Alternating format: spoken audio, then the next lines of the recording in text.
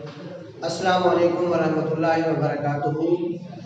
عزیز طلباء، میں آپ کا اسلامیات کا معلم قاری فیاض احمد سعیدی آج آپ کا اسلامیات کا سبق نمبر 7 لے کر آپ کی خدمت میں حاضر ہوں، اس امید کے ساتھ کہ آپ سب خیریت سے ہوں گے، میں بھی خیریت سے ہوں۔ اللہ تعالیٰ ہم سب کو اپنے حفظ و امان میں رکھے، آمین۔ آتے ہیں اپنے سبق کی طرف۔ بیٹا حدیث نمبر 5-6 ہم نے پڑھ لی تھی، آج ہم حدیث نمبر 7 اور اس کے ساتھ ساتھ موضوعات مطالعہ کی فرضیت و فضیلت کا بھی کچھ حصہ پڑھیں گے۔ آپ اپنی کتاب اسلامیات جو ہے اس کا صفحہ نمبر 51 کھول لیں، اس پہ ہے حدیث نمبر 7۔ حدیث نمبر 7 ہے بیٹا، لیس منا من لم یرحم صغیرنا ولم یوقر کبیرنا۔ ترجمہ ہے لیسا نہیں، منا ہم میں سے، من جو لم یرحم نہ رحم کرے، صغیرنا ہمارے چھوٹوں پر، ولم اور نہیں، یوقر احترام کرتا، کبیرنا ہمارے بڑوں کا۔ یہ ہے لفظی ترجمہ بیٹا۔ اب ہم اس کا سلیس ترجمہ پڑھتے ہیں۔ حضور صلی اللہ علیہ وسلم فرماتے ہیں وہ ہم میں سے نہیں جو ہمارے چھوٹوں پر رحم نہ کرے اور ہمارے بڑوں کا احترام نہ کرے۔ بہت ہی واضح حدیث ہے، حضور صلی اللہ علیہ وسلم کی ترمذی شریف کی حدیث ہے یہ، کہ حضور صلی اللہ علیہ وسلم اس حدیث میں واضح طور پر یہ فرما رہے ہیں کہ وہ ہم میں سے نہیں ہے، یعنی ہم تو مسلمان ہیں نا، یعنی وہ مسلمان نہیں ہے جو ہمارے چھوٹوں پر رحم نہ کرے اور ہمارے بڑوں کا احترام نہ کرے۔ اب دیکھیں بیٹا، اس میں ہم نے پڑھنا ہے کہ اللہ کی صفات اپنانے میں حکمت کیا ہے۔ ایک ہم یہ پڑھیں گے، دوسری ہم پڑھیں گے رحم کرنا اللہ کی غالب صفت ہے، اور تیسری ہے جی چھوٹوں پر رحم کرنا، چوتھی ہے بڑوں کا احترام کرنا، پانچویں ہے بچوں کو شفقت سے محروم کرنا، اور لاسٹ میں ہم لکھ دیں گے اخلاقی سبق اس کا۔ تو بک میں دیکھیں، سب سے پہلی جو ہے وہ ہماری ہیڈنگ ہے، وہ ہے اللہ کی صفات اپنانے میں حکمت کیا ہے۔ فرماتے ہیں انسان کو اشرف المخلوقات ہونے کے ناطے اللہ کی صفات کا مظہر ہونا چاہیے۔ مظہر کا مطلب بیٹا یہ ہے کہ جو اللہ تعالیٰ کی صفات ہے وہ انسان میں نظر آنی چاہیے۔ یعنی اللہ تبارک و تعالیٰ اگر عادل ہے، اللہ تبارک و تعالیٰ صاف ظاہر ہے عادل ہے، انصاف کرنے والا ہے، عدل کرنے والا ہے، تو یہ صفت عدل جو ہے یہ بندے میں بھی ہونی چاہیے کہ بندہ جو ہے اللہ کا وہ بھی عادل ہونا چاہیے، لوگوں میں انصاف کرے، اپنے گھر میں انصاف کرے، اپنے بچوں میں انصاف کرے، اپنے رشتہ داروں کے ساتھ انصاف کرے، اپنے ملنے جلنے والوں کے ساتھ انصاف کرے، ہر معاملے میں انصاف سے کام لے، تو یہ ہو گیا اللہ کی صفات کا مظہر ہونا۔ اب ایسے ہی اللہ تبارک و تعالیٰ رحیم ہے، رحم کرتا ہے، تو اشرف المخلوقات ہونے کے ناطے یہ رحم والی صفت انسان میں بھی ہونی چاہیے۔ یہ نہیں کہ انسان جو ہے وہ ظالم بن جائے، شفاق بن جائے۔ تو جب اشرف المخلوقات ہونے کے ناطے ہم اشرف المخلوقات ہیں، تو پھر اللہ تعالیٰ کے شکرانے کے طور پر ہم میں وہ صفات بھی ہونی چاہیے جو اللہ کی صفات ہے۔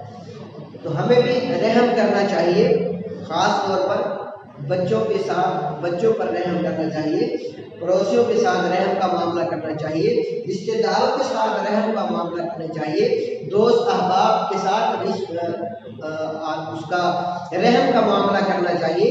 تو یہ بہت سے ایسے لوگ ہیں جن کے ساتھ ہم نے رحم کا معاملہ کرنا ہے۔ ہر معاملے میں بھی رحم نہیں کرنا، جہاں رحم کرنا ہو وہیں رحم کرنا ہے.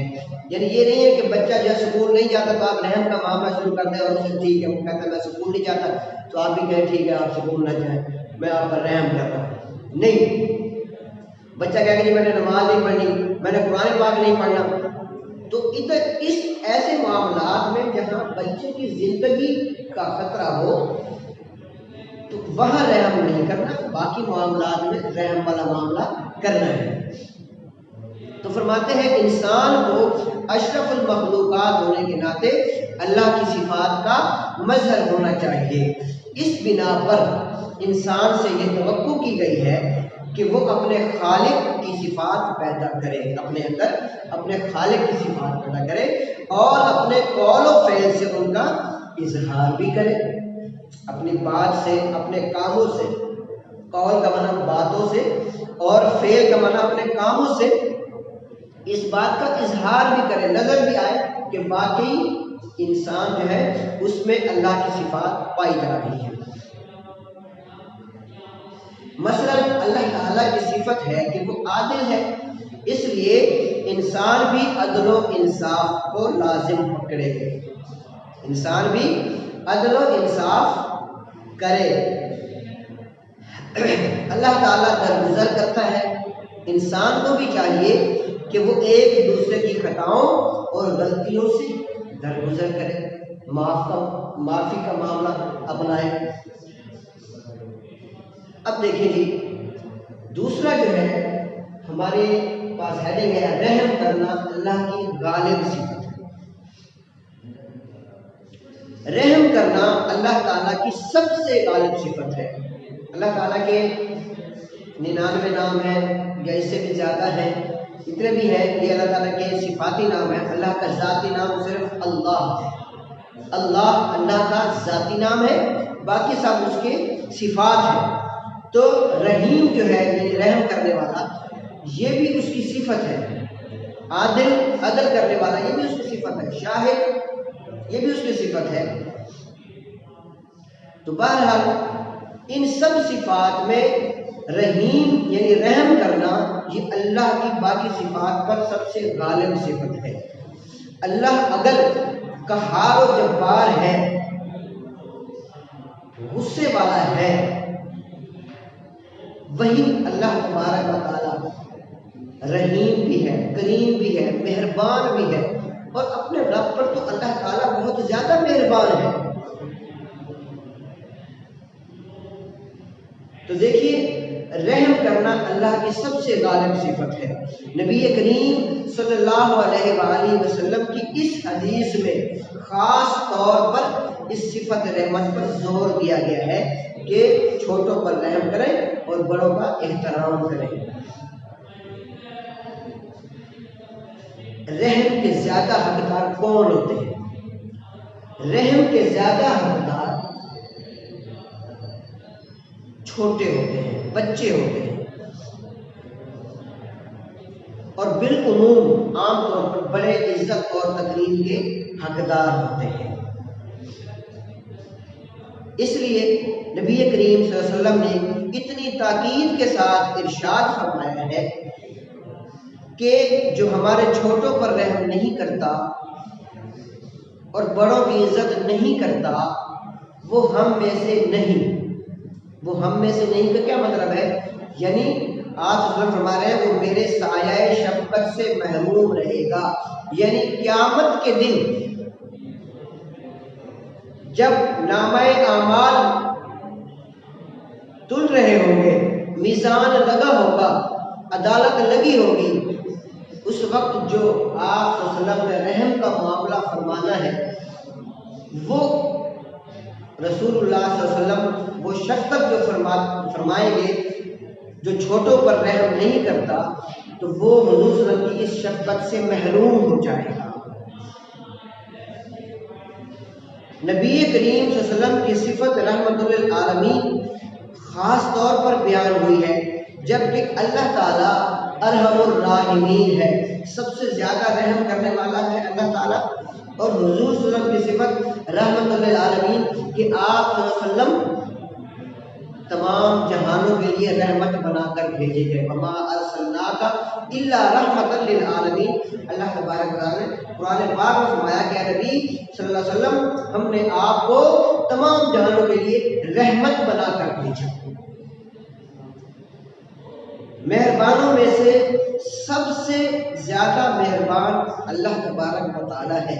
اللہ تعالیٰ کے ناموں میں الرحمن اور الرحیم جو ہے وہ بھی اسی وجہ سے ہے کہ اللہ تبارک و تعالیٰ مہربان بھی ہے اور رحیم بھی ہے۔ اب دیکھیے بیٹا، تیسری ہے ہماری چھوٹوں پر رحم کرنا۔ رحم کیا ہے؟ پہلے بھی میں نے کہا ہے رحم کے سب سے زیادہ حقدار ہمیشہ چھوٹے ہوا کرتے ہیں۔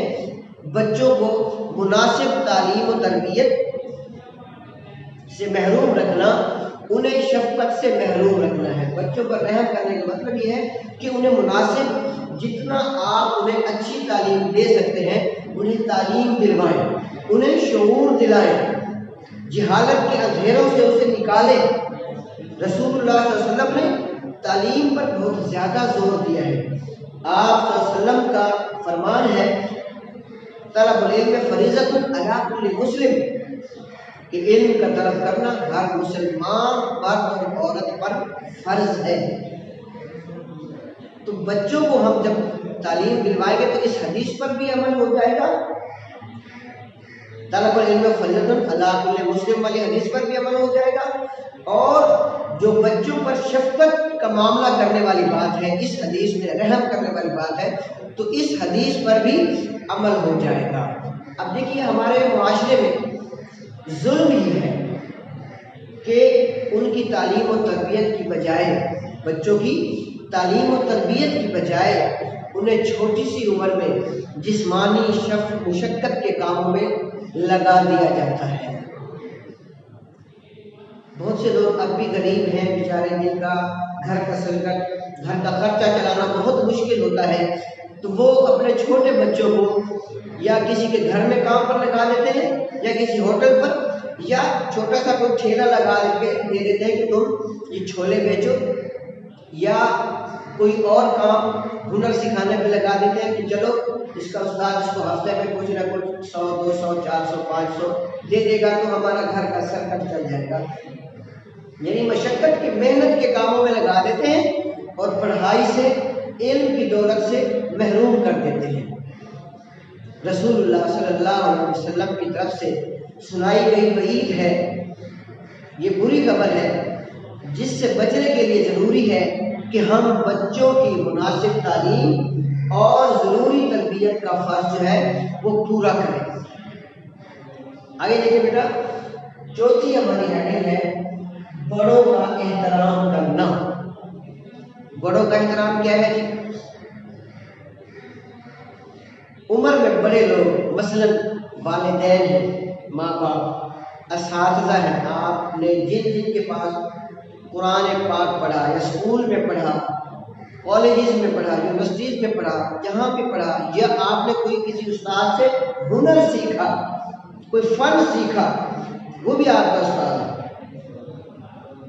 امام اعظم ابو حنیفہ رحمۃ اللہ علیہ حدیث پاک پڑھا رہے تھے، تو حدیث پاک پڑھاتے آپ اچانک ایسے باادب ہو کر اس طرح کھڑے ہو گئے ہاتھ باندھ کر۔ بچوں نے دیکھا، طلباء نے دیکھا، آپ کے شاگردوں نے کہ ادھر ادھر کوئی بھی ایسی شخصیت یا ہستی نہیں ہے جس کے ادب و احترام میں آپ کھڑے ہو۔ ہاں یہ انہیں نظر آیا کہ تھوڑی دور ایک کسان یا جٹ جو ہے وہ گزر رہا تھا، بس یہی کچھ انہوں نے دیکھا۔ تو جب آپ امام اعظم ابو حنیفہ حدیث پاک پڑھانے سے فارغ ہوئے تو طلباء نے پوچھا کہ یا استاد محترم، آج ہم نے خلاف معمول یہ بات دیکھی کہ آپ حدیث پاک پڑھاتے ہوئے خلاف معمول کھڑے ہو گئے اور اتنے ادب کے ساتھ کھڑے تھے، اور ہم نے دیکھا کہ کوئی ایسا شخص، ایسی شخصیت نہیں تھی جس کے احترام میں آپ کھڑے ہو، ہمیں سمجھ نہیں آئی، ہم یہ بات سمجھنا چاہتے ہیں، برائے مہربانی ہمیں یہ سمجھا دیں۔ تو امام اعظم ابو حنیفہ رحمۃ اللہ علیہ نے فرمایا کہ آپ لوگوں نے دیکھا ہوگا کہ وہ ایک بزرگ گزر رہے تھے، کسان جٹ، ان کا جی تو آپ نے فرمایا وہ میرے استاد تھے، وہ میرے استاد تھے، اور میں نے یہ گوارا نہیں کیا کہ میرے استاد یہاں سے گزرے اور میں یہاں بیٹھا حدیث پڑھاتا رہوں۔ تو دیکھیے استاد کا ادب اتنا ہے کہ حدیث پاک حضور کی حدیث پڑھاتے ہوئے بھی وقت کے امام اعظم ابو حنیفہ باادب کھڑے ہو گئے۔ انہوں نے سمجھایا کیا تھا؟ دیکھیے صرف اتنی بات سمجھائی تھی۔ آپ فرماتے ہیں کہ مجھے پتہ نہیں تھا کہ جو کتا ہوتا ہے، کتا یہ کب بالغ ہوتا ہے، یہ کب جوان ہوتا ہے۔ تو یہ بات مجھے کسی نے نہ بتائی، تو ان بزرگوں سے میں نے جب پوچھا تو انہوں نے مجھے بتایا کہ کتا فلاں وقت میں جوان ہوتا ہے۔ اتنی سی بات، صرف ایک بات پڑھائی تو اس کے ادب، ان استادوں کے ادب کے لیے وقت کے امام کھڑے ہو گئے۔ تو یہ واقعہ سنانے کا بیٹا مقصد یہ ہے کہ ہم نے بڑوں کا احترام کرنا ہے۔ آپ سے بڑے بہن بھائی ہیں، آپ کے والدین ہیں، آپ کے رشتہ دار ہیں، آپ کے دوست احباب ہیں، جو بھی ملنے والے ہیں یا نہیں ملنے والے، جان پہچان ہے یا نہیں ہے، آپ یہ دیکھیں کہ آپ سے بڑا ہے، آپ نے اس کا احترام کرنا ہے۔ اس کے آپ کو دنیا میں بھی بہت سے فائدے ملیں گے اور آخرت میں بھی آپ کو بہت فائدے ملیں گے۔ تو اساتذہ کرام ہو گئے، والدین ہو گئے، یہ عزت و تکریم کے زیادہ حقدار ہوتے ہیں۔ اس لیے چھوٹوں پر لازم ہے کہ وہ بڑوں کا احترام کریں۔ اگر کسی شخص نے تعلیمات نبویہ کو پس پشت ڈال کر، کہ حضور صلی اللہ علیہ وسلم کی تعلیمات کو پس پشت ڈال کر چھوٹوں پر شفقت نہ کی اور بڑوں کا احترام نہ کیا، تو اس نے امت مسلمہ کا طریقہ چھوڑ دیا اور نبی پاک صلی اللہ علیہ وسلم سے اپنا تعلق توڑ دیا۔ یہ آپ نے پھر یاد رکھنا ہے کہ اگر ایسا کریں گے تو پھر آپ نے حضور صلی اللہ علیہ وسلم کی حدیث کو بھی ٹھکرا دیا اور آپ نے اپنے فرمان کو بھی ٹھکرا دیا۔ اب بیٹا پانچواں ہماری ہیڈنگ ہے، پانچویں، بچوں کو شفقت سے محروم کرنا۔ وہ ہم نے پہلے پڑھی بھی ہے کہ بچوں کو مناسب تعلیم اور تربیت سے محروم رکھنا، انہیں شفقت سے محروم کرنا ہے۔ اور ظلم یہ ہے کہ ان کی تعلیم و تربیت کے بجائے انہیں چھوٹی سی عمر میں جسمانی مشقت کے کاموں میں لگا دیا جاتا ہے۔ اس لیے اگر ہم حضور اکرم صلی اللہ علیہ وسلم کی وعید سے بچنا چاہتے ہیں تو ہمارے لیے ضروری ہے کہ ہم بچوں کی مناسب تعلیم اور ضروری تربیت کا فرض پورا کریں۔ آخر میں ہے کہ اخلاقی سبق، ہم نے اس سے کیا سبق سیکھا؟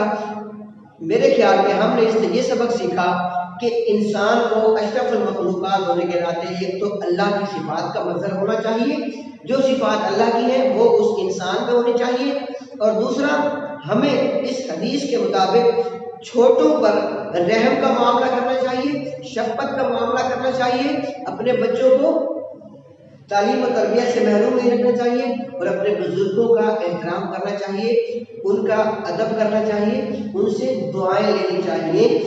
تو اس طرح ہم حدیث پر بھی عمل کر سکتے ہیں۔ میرے خیال میں اتنا ہی تشریح کافی ہے۔ تو یہ ہم نے حدیث نمبر 7 بیٹا جی پڑھ لی ہے۔ اب آپ اپنی کتاب کا صفحہ نمبر 62 صفحہ جو ہے وہ آپ نکال لیں۔ موضوعات مطالعہ نمبر 3، علم کی فرضیت و فضیلت۔ سب بچے صفحہ نمبر 62 وہ نکالیں، علم کی فرضیت و فضیلت۔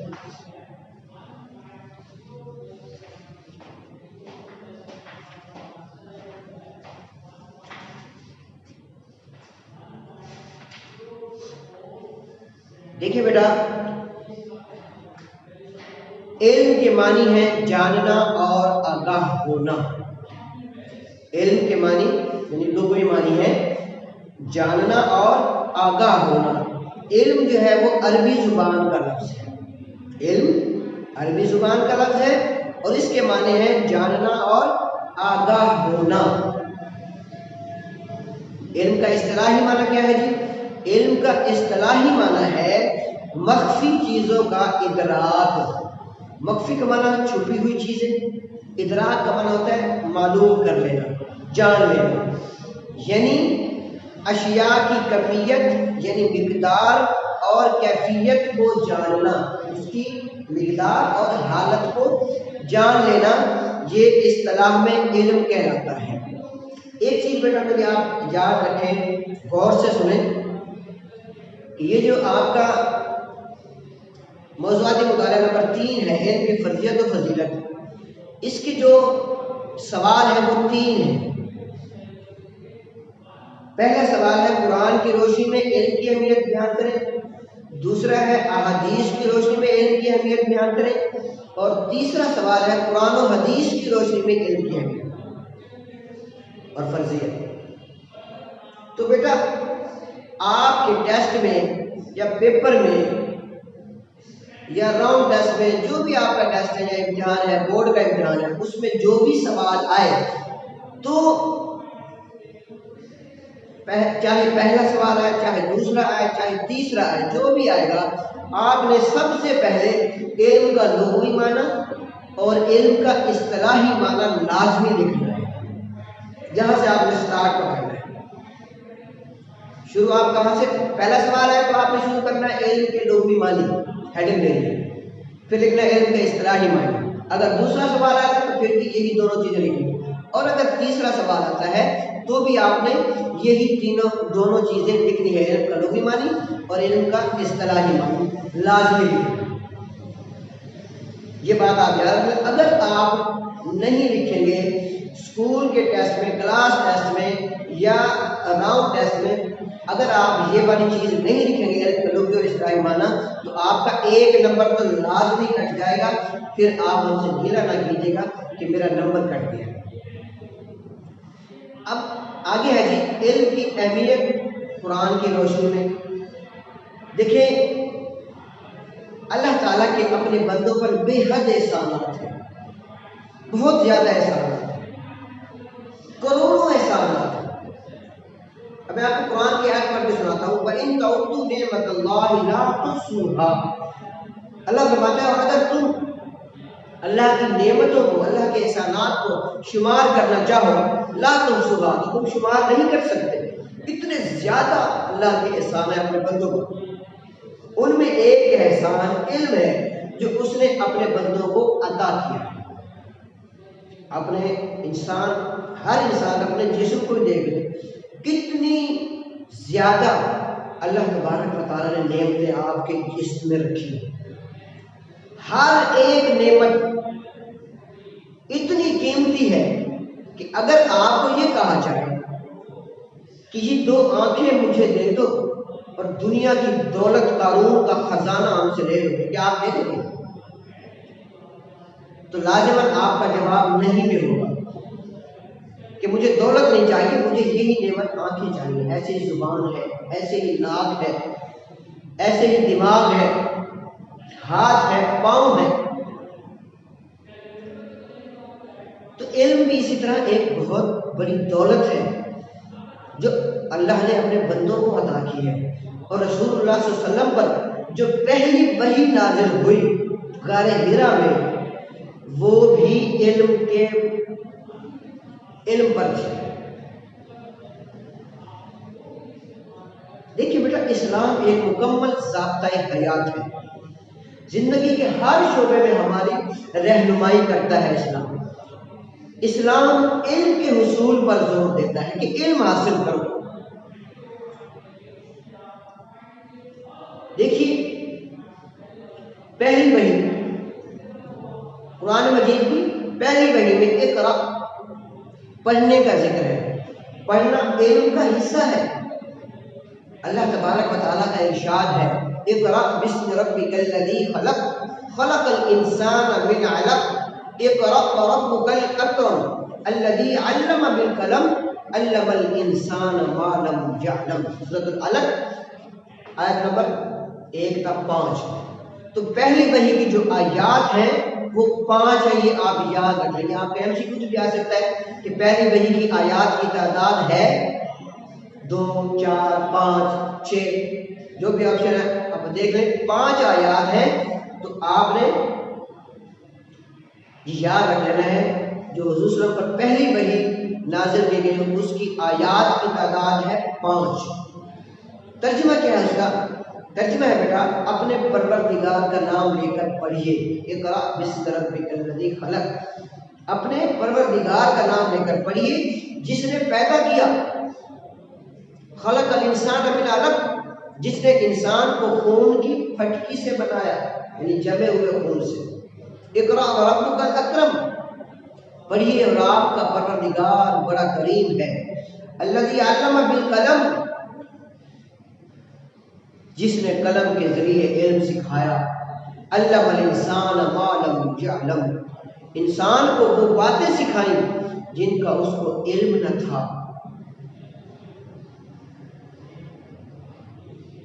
دیکھیے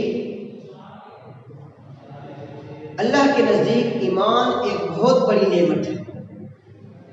ایمان کے زیور سے منور انسان اللہ تعالیٰ کے ہاں مقام رکھتے ہیں، اور ایمان کے ساتھ علم کا رشتہ ہو یہ بات سونے پہ سہاگا ہے۔ ایمان کے ساتھ علم کا رشتہ ہو یہ بات سونے پہ سہاگا ہے۔ رسول اللہ صلی اللہ علیہ وآلہ وسلم کا ارشاد ہے طلب العلم فریضۃ علی کل مسلم، یعنی طلب علم ہر مسلمان مرد اور عورت پر فرض ہے، اس لیے لازم ہے ہر مسلمان پر کہ وہ طلب علم میں کوتاہی نہ کرے، سستی نہ کرے، پیچھے نہ ہٹے۔ اب دیکھیے انسان زمین پر اللہ تعالیٰ کا خلیفہ اور نائب ہے۔ قرآن پاک اٹھائیں، اس کا سپارہ نمبر 1 اور رکوع نمبر 4 شروع ہوتا ہے بیٹا وَإِذْ قَالَ رَبُّكَ لِلْمَلَائِكَةِ إِنِّي جَاعِلٌ فِي الْأَرْضِ خَلِيفَةً، اور جب اللہ تبارک و تعالیٰ نے فرمایا فرشتوں سے کہ میں زمین پر اپنا خلیفہ یا نائب بنانا چاہتا ہوں، تو پھر فرشتوں نے کیا کہا؟ قالوا، سب بولے اتجعل فیہا من یفسد فیہا ویسفک الدماء، اے اللہ، اے ہمارے پروردگار، کیا تو اس کو اپنا خلیفہ اور نائب بنانا چاہتا ہے جو زمین پر فساد اور خون ریزی کرے گا، جو فتنہ اور فساد پھیلائے گا؟ وَنَحْنُ نُسَبِّحُ بِحَمْدِكَ وَنُقَدِّسُ لَكَ، اور ایک ہم ہے، فرشتوں نے اپنے بارے میں کہا کہ ایک ہم ہے کہ ہم تیری تعریف کے ساتھ تیری تسبیح اور تحلیل بیان کرتے ہیں۔ قال، اللہ تبارک و تعالیٰ نے فرمایا انی اعلم ما لا تعلمون، جو میں جانتا ہوں وہ تم نہیں جانتے۔ تو دیکھیے فرشتے جو ہے وہ نور سے بنے ہوئے ہیں اور انسان جو ہے وہ مٹی سے بنایا گیا ہے۔ نور اعلیٰ ہے، مٹی ادنا ہے، لیکن اللہ تبارک و تعالیٰ نے انسان کو اپنا خلیفہ اور نائب بنایا۔ اسے علم ہی کی وجہ سے باقی مخلوقات پر یہ فضیلت حاصل ہے۔ وہ کیسے بیٹا؟ جب فرشتوں نے یہ بات کی تو اللہ تبارک و تعالیٰ نے اسی آیت سے آگے پھر دیکھیں وَعَلَّمَ آدَمَ الْأَسْمَاءَ كُلَّهَا، اللہ تبارک و تعالیٰ نے آدم علیہ السلام کو تمام اشیاء کے نام یاد کرا دیے، سکھا دیے۔ ثم عرضهم علی الملائکۃ، پھر وہ تمام اشیاء فرشتوں کے سامنے اللہ نے پیش کر دی۔ فقال انبئونی باسماء ہؤلاء ان کنتم صادقین، اور فرشتوں سے فرمایا کہ اگر تم اپنی بات میں سچے ہو، کس بات میں؟ کہ ہم خلیفہ اور نائب ہونے کے زیادہ حقدار ہیں، ہم تیری تسبیح و تحلیل کرتے ہیں اور انسان جو ہے وہ فساد پھیلانے والا ہے، خون ریزی کرنے والا ہے، اگر تم اپنی اس بات میں سچے ہو تو پھر یہ اشیاء ہیں، ان کے نام بتاؤ۔ اور جب فرشتوں نے وہ چیزیں دیکھی، پہلی بار دیکھی،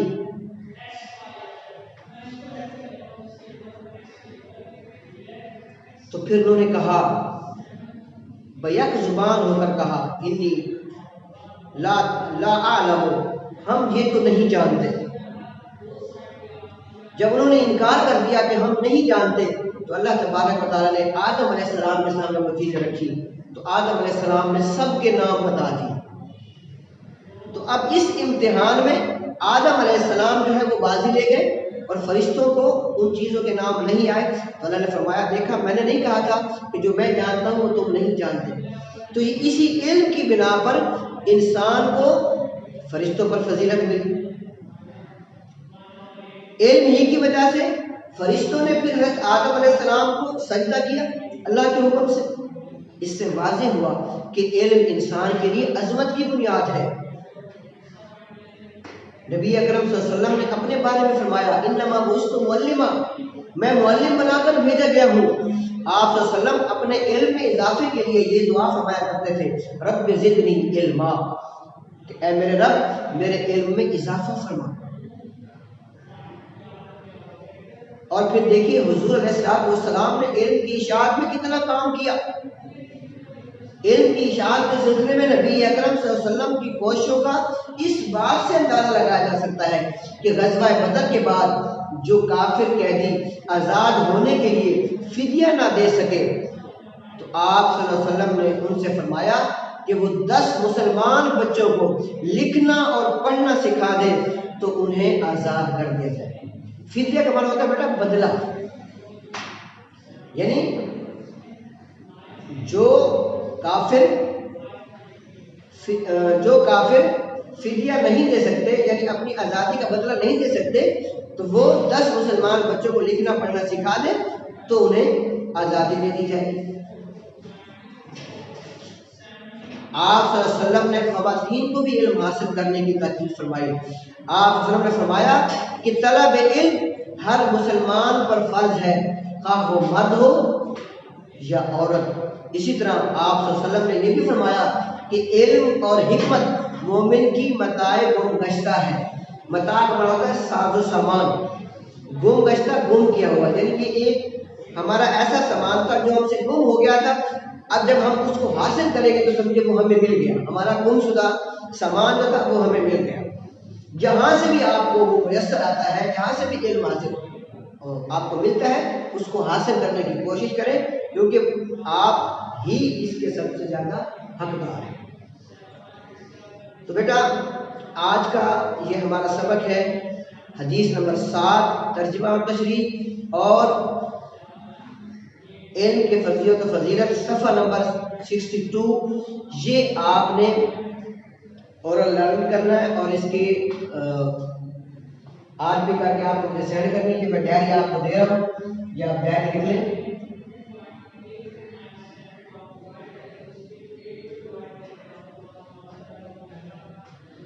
حدیث نمبر 7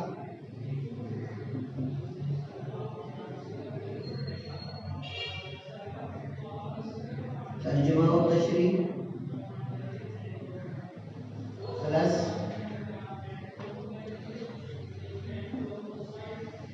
صفحہ نمبر 62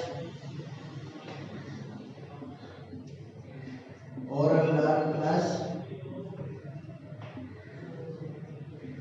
آر پی کرنی ہے.